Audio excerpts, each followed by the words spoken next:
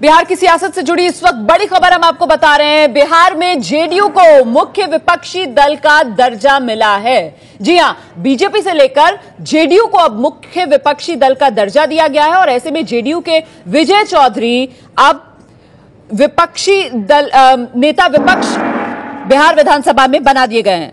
इससे पहले नंद किशोर यादव बीजेपी के नेता विपक्ष के पद पर थे बिहार विधानसभा में और अब उनसे यह दर्जा लेकर जेडीयू के विजय चौधरी को दे दिया गया है। हम सीधे रुख करेंगे, मेरे साथ मेरे सहयोगी प्रकाश कुमार इस वक्त फोन लाइन पर मौजूद है।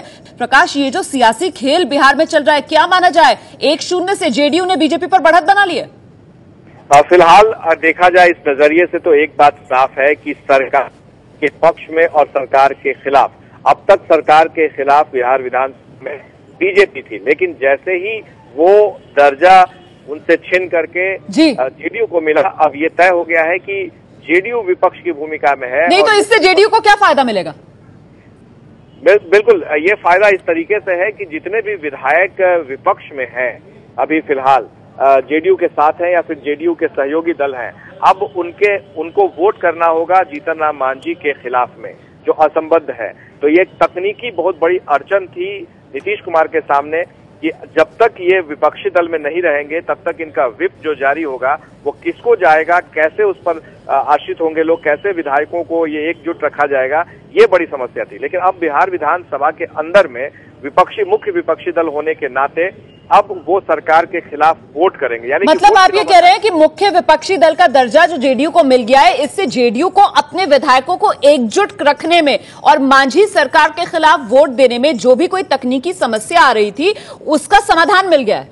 बिल्कुल, पूरी तरह से ये समाधान हो गया है। ये अलग बात है कि जब बहुमत सिद्ध करने की बारी आएगी तो विधायक क्या करते हैं, और जो दावा किया जाता रहा है अब तक जीतन राम मांझी की तरफ से कि अंतरात्मा से वोट करेंगे विधायक और उनको वोट मिलेगा, तो वो देखना दिलचस्प होगा कि आखिर विधानसभा में क्या होता है। लेकिन अब ये एक बात तय है कि विपक्ष की भूमिका में, यानी कि इनके जितने भी विधायक हैं वो सरकार के खिलाफ वोट करेंगे और ये तकनीकी तौर पर उनके साथ में ये पुख्ता चीज एक आ गया है, एक हथियार उनके साथ में। जी, और विधान परिषद में भी मांग की जा रही थी सुशील मोदी को हटाकर नीतीश कुमार को बनाया जाए नेता विपक्ष। जी हाँ, अब क्योंकि बिहार विधानसभा में विपक्ष का नेता जेडीयू को मिल चुका है और दर्जा मिल गया है, तो ऐसे में बिहार विधान परिषद में भी ये उम्मीद की जा रही है कि नीतीश कुमार को भी ये दर्जा आज शाम तक में कभी भी ये नोटिफिकेशन जारी हो जाएगा। जी, तो ऐसे में क्या माना जाए, ये जो सियासी खेल चल रहा है उसमें जेडीयू ने बढ़त बना ली बीजेपी में पहले राउंड में?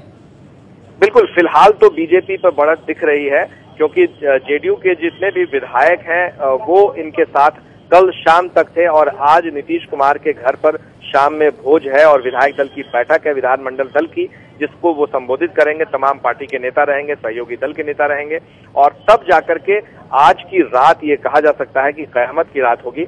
विधायकों के ऊपर जो दबाव बन रहा था, जो प्रलोभन दिया जा रहा था, जो आरोप लग रहे थे हॉर्स ट्रेडिंग के, उसका पटाक्षेप कल विधानसभा के अंदर में हो जाएगा।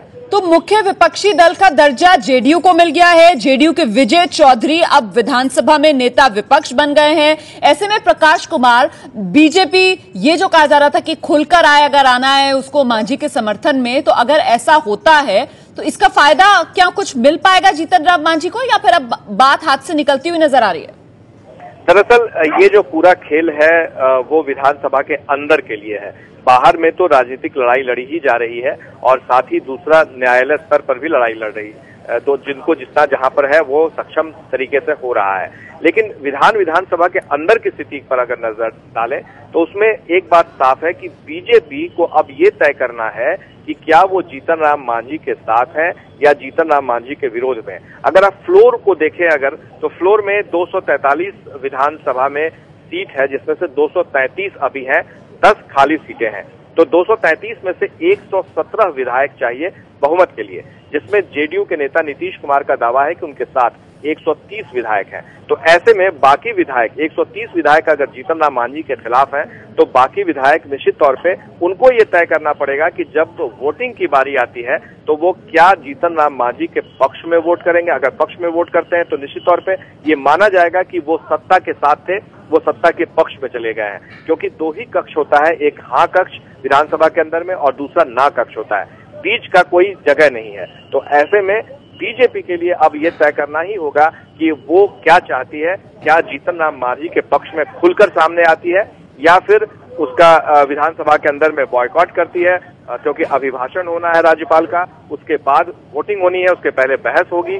तो जाहिर है कि बहस तक तो लोग हिस्सा लेंगे, लेकिन उस वक्त फ्लोर के अंदर में बीजेपी को तय करना ही होगा कि क्या अगर बहुमत में वोटिंग साबित करने में वोटिंग हुई तो वो किधर है।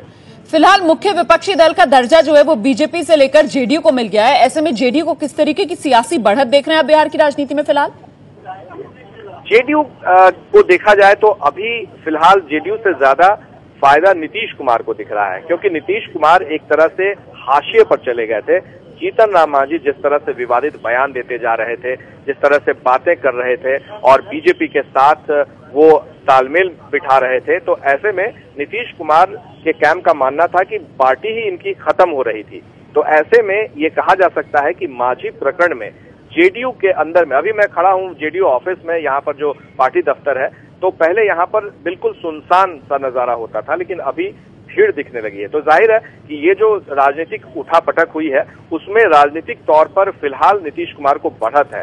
वहीं बीजेपी मांझी के सहारे नीतीश कुमार पर टारगेट कर रही थी, नीतीश कुमार पर ठिकाने लगाने की बात कर रही थी।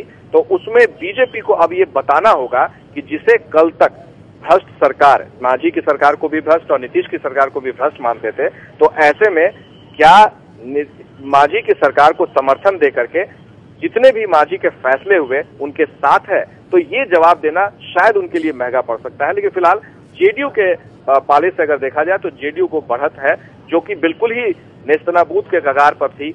जेडीयू की स्थिति काफी खराब हो गई थी पिछले दिनों में, तो वो अपने आप को कम से कम खड़ा कर पाने की स्थिति में। बिल्कुल प्रकाश, ये जिस तरीके से मांझी बनाम नीतीश की एक पूरी सियासी लड़ाई बिहार में देखने के लिए मिली, ऐसे में ये माना जा रहा था कि इसका सीधा खमियाजा नीतीश कुमार को इस रूप में उठाना होगा कि जेडीयू में टूट हो सकती है।